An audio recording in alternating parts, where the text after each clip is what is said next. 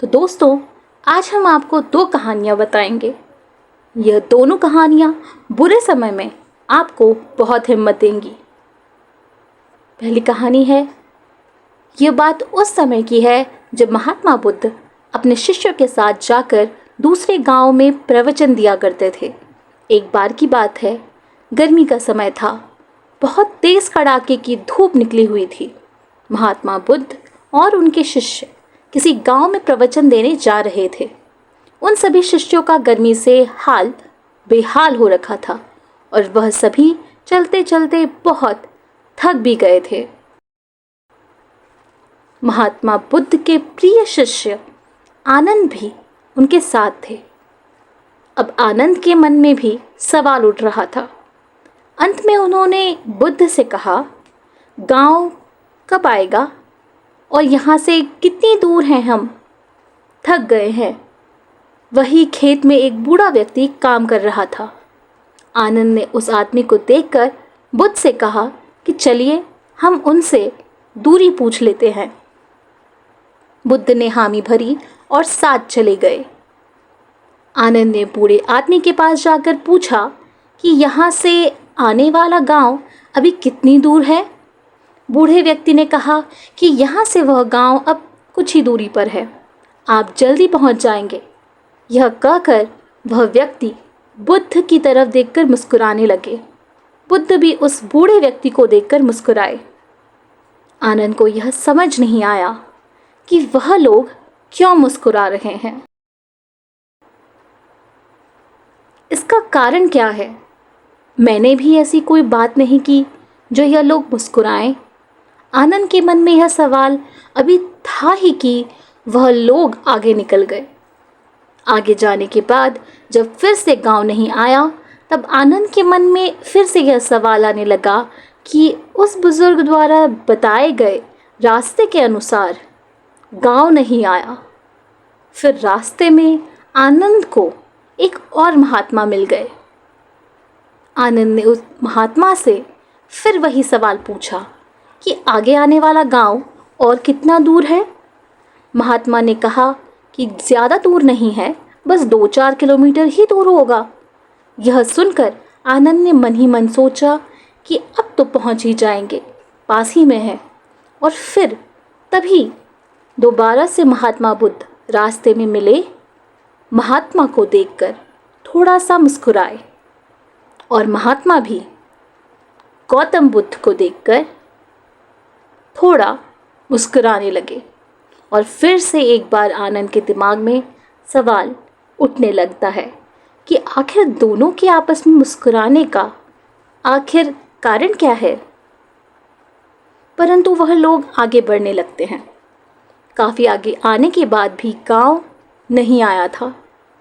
अब आनंद ने एक बूढ़ी माता से फिर पूछा, गांव कितनी दूर है? बूढ़ी माता ने फिर कहा कि बस कुछ ही दूर शेष है, आप गांव पहुंच ही गए हो। और एक बार फिर से वह बूढ़ी औरत और बुद्ध एक दूसरे को देखकर मुस्कुराने लगे। आनंद ने फिर यह सब देखा, लेकिन वह उस समय कुछ न कहकर आगे बढ़ गया।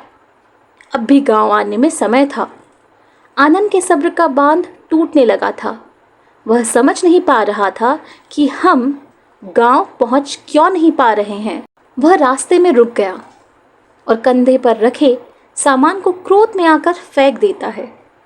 और अंत में महात्मा बुद्ध से कहता है कि वैसे तो आपने कहा था कि हम बेकार के प्रश्न नहीं करना चाहिए, लेकिन फिर भी मेरे मन में काफ़ी देर से एक सवाल परेशान कर रहा है और मुझे खाए जा रहा है।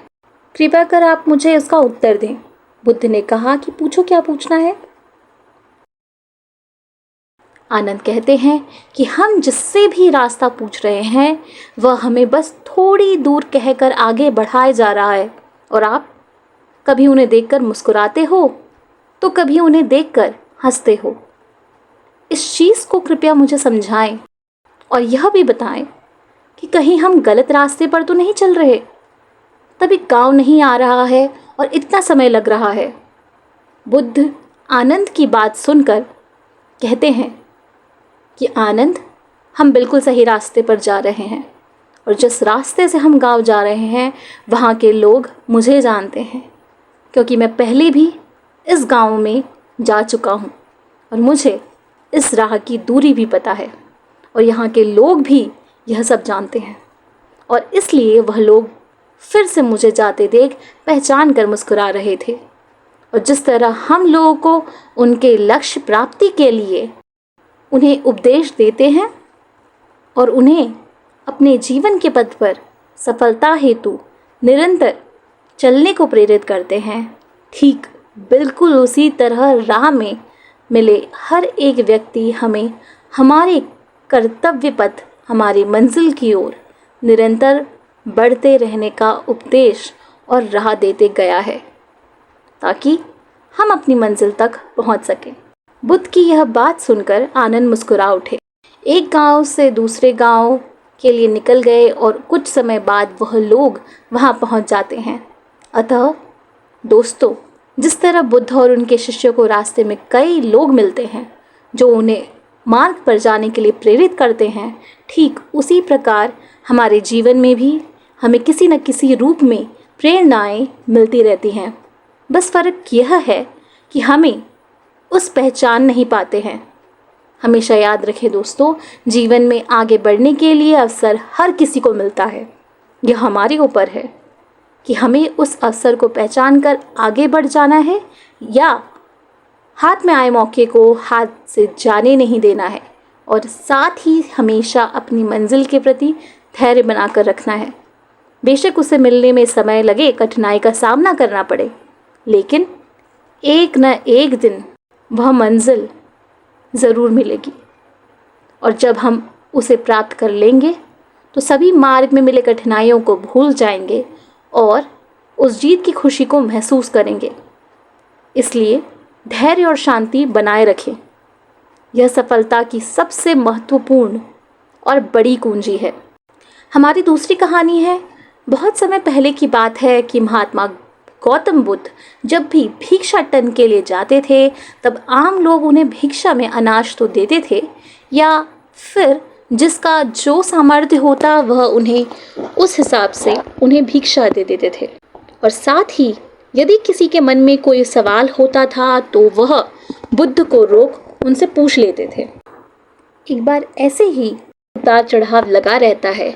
हम सभी अपने जीवन के उलझनों में इतना उलझे रहते हैं कि अपने करीब से समझ ही नहीं पाते, न जीवन ही जी पाते, बस दौड़ते भागते रहते हैं अपने घर की जिम्मेदारियों के प्रति, अपने सपनों के प्रति। परंतु जब हम उसमें असफल हो जाते हैं तो खुद को कोसने लगते हैं।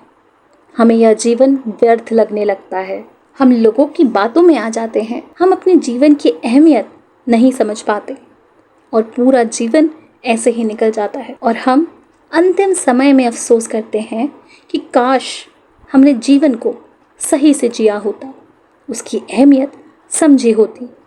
क्या आप बता सकते हैं कि जीवन का सही मूल्य क्या है? बुद्ध ने उस व्यक्ति की बात सुनी और उसे अपने पास से एक से चमकीला पत्थर दिया और कहा कि जाओ और इस पत्थर का मूल्य पता करके आओ, लेकिन ध्यान रहे तुम्हें इसे बेचना नहीं है, बस मूल्य पता करना है। उस व्यक्ति ने बुद्ध से पत्थर लिया और बाजार की तरफ निकल गया। सबसे पहले वह एक फल वाले के पास गया। वह आम बेच रहा था। उसने वह पत्थर उस फल वाले को दिखाया और कहा कि तुम इसका क्या मूल्य दोगे? फल वाले ने चमकीला पत्थर देखा और वह उसे पसंद आ गया। उसने कहा कि मैं इसके बदले तुम्हें 12 आम दूंगा। यह सुन व्यक्ति आगे निकल गया और इस बार एक सब्जी के ठेले के पास गया और उसे चमकीला पत्थर दिखाकर उसकी कीमत पूछी। सब्जी वाले ने उसे कहा यह तो बेहद चमत्कार पत्थर है, मैं इसके बदले तुम्हें 1 बोरी आलू दूंगा, तुम मुझे यह पत्थर दे दो। व्यक्ति यह सुन फिर से आगे बढ़ गया और इस बार एक बड़ी अनाज की दुकान पर गया और उसे इस पत्थर को दिखाया।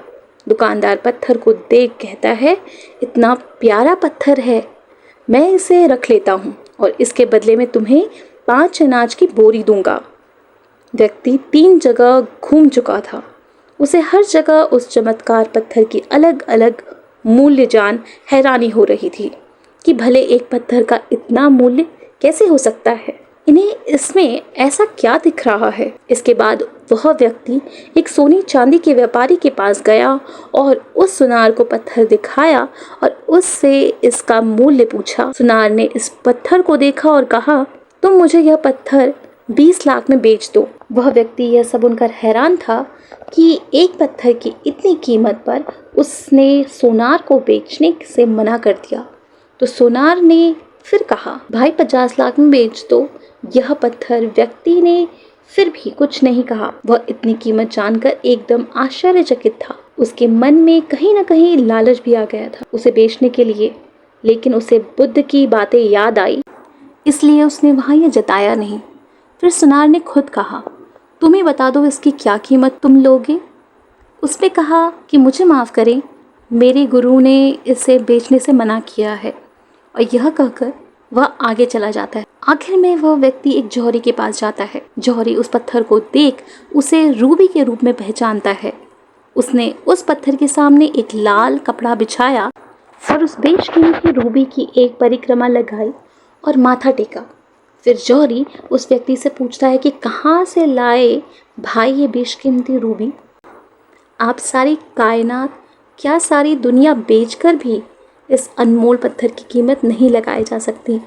यह सुनकर वह व्यक्ति हक्का बक्का रह जाता है और भागकर वापस गौतम बुद्ध के पास जाता है और उनके चरणों में बैठ जाता है और पूरी कहानी बुद्ध को सुना देता है और अंत में कहता है कि महात्मा कृपा कर अब आप ही मुझे मानव के जीवन का मूल्य क्या है उसे बताएं। बुद्ध उस व्यक्ति को उठाते हैं और मुस्कुराकर कहते हैं कि उस फल वाले जो आम का व्यापारी था, उसने पत्थर की कीमत 12 आम लगाए। सब्जी वाले ने 1 बोरी आलू की कीमत लगाई। अनाज व्यापारी ने 5 बोरी अनाज, सुनार ने 50 लाख और अंत में जहाँ तुम गए उस जौहरी ने इसे बेशकीमती माना। ठीक इसी प्रकार तुम्हारे जीवन की भी यही स्थिति है।